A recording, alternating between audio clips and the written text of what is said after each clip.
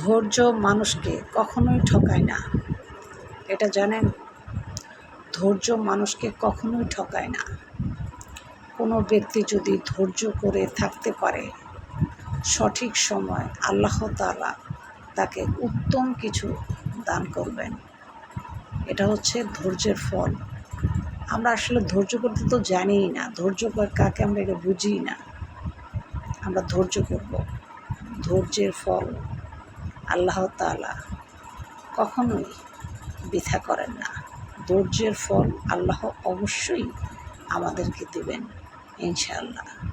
তাই আমরা সবসময় ধৈর্য করব, ধৈর্যের সাথে যে কোনো কাজ করে যাব, সৎ পথে উপার্জন করব, সৎ পথে থাকার চেষ্টা করব।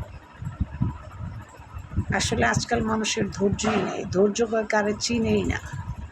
ধৈর্য করবেন, ধৈর্যের ফল অনেক মিঠা, অধৈর্যের ফল অনেক তিতা। নিম পাতার থেকেও তিতা অধৈর্যের ফল, আর ধৈর্যের ফল খুব মিঠা।